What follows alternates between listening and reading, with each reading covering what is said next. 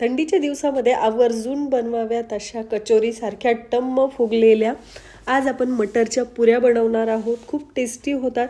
ह्या तुम्ही एकदा बनवून 5 ते 6 दिवसांसाठी स्टोअर करू शकता आणि प्रवासात सुद्धा नेऊ शकता. तर त्याच्यासाठी सगळ्यात अगोदर आपण एक मिक्सरचं भांडं घेतलेलं आहे.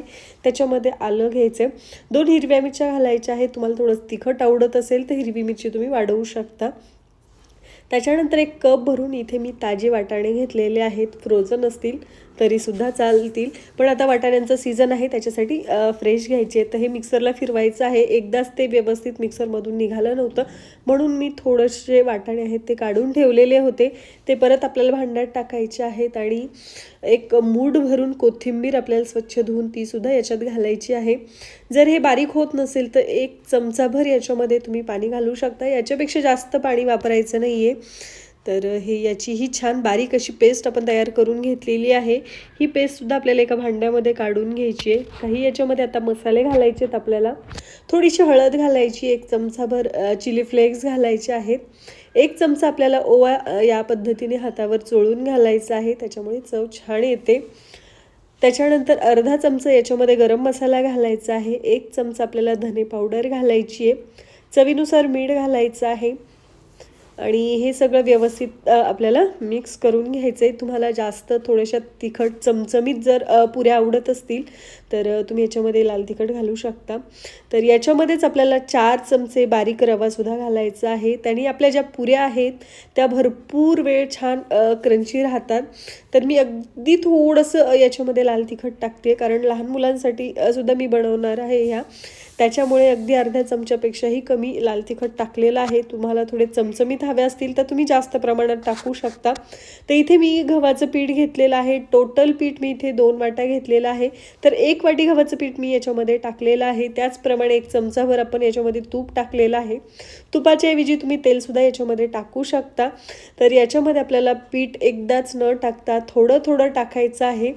जे वाटाण्याचं मॉइश्चर आहे त्याच्यामध्येच आपल्याला हे मळून घ्यायचं. याच्यामध्ये एक्स्ट्रा पाण्याचा वापर करायचा नाही आहे. तुम्हाला ताज्या पुऱ्या खायच्या असतील तर थोडाफार तुम्ही पाण्याचा वापर करू शकता, पण जर तुम्हाला ट्रॅव्हलिंगसाठी किंवा जास्त दिवसांसाठी स्टोअर करायच्या असतील तर याच्यामध्ये पाण्याचा वापर करायचा नाही.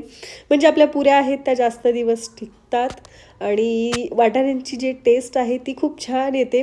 तर या पद्धतीने मी घट्टसर मळून घेतलेलं आहे. याला थोडंसं तेल लावून थोडं हलकं मळून घ्यायचं आहे आणि 10 मिनटासाठी याला रेस्ट द्यायची आहे, म्हणजे याच्यातला रवा आहे तो छान फुलतो. त्याच्यानंतर याच्यामधला 1 मोठा गोळा घ्यायचा आहे. 10 मिनिट चांगली मी याला रेस्ट दिलेली आहे आणि हा लाटून घ्यायचा आहे. ज्याप्रमाणे आपण चपाती लाटतो त्याप्रमाणे लाटून घ्यायचं आहे. खाली थोडंसं चिकटत असेल तर थोडीशी पिठी लावू शकता. तर या पद्धतीने मी जाडसर लाटून घेतलेलं आहे. तर 1 मोठ्या आकाराची वाटी घेतलेली आहे. त्याने आपल्याला या पद्धतीने पुऱ्या कट करून घ्यायच्या आहे, म्हणजे एकाच वेळेस आपल्याला जास्त प्रमाणामध्ये पुऱ्या बनवता येतात. तर तुम्हाला आकार छोटा हवा असेल तर छोट्या आकाराच्या पुऱ्यासुद्धा करू शकता. तर मी इथे 1 छोटा ग्लास घेतलेला आहे, त्याने काही छोट्या आकाराच्या पुऱ्या बनवते आहे.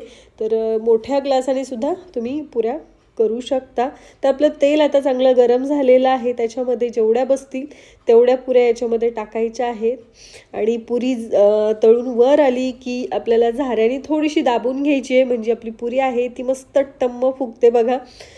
थोडीशी दाबली की कशी छान टम्म फुगलेली आहे आपली पुरी. तर दोन्ही साईडनी मस्त आपल्याला तळून घ्यायच्या. छान गोल्डन रंगावर आपल्या पुऱ्या आहेत त्या छान तळल्या गेलेल्या आहेत. तर मी इथे 1 मोठ्या आकाराची पुरी तुम्हाला तळून दाखवते. गॅसची फ्लेम आपल्याला मीडियम टू हाय ठेवायची आहे. वर आली की आपल्याला या पद्धतीने दाबायची, म्हणजे मस्त टम्म फुगते बघा. तर ही सुद्धा पुरी आपली छान तळल्या गेलेली आहे. याच पद्धतीने सगळ्या पुऱ्या आपल्याला तळून घ्यायच्यात.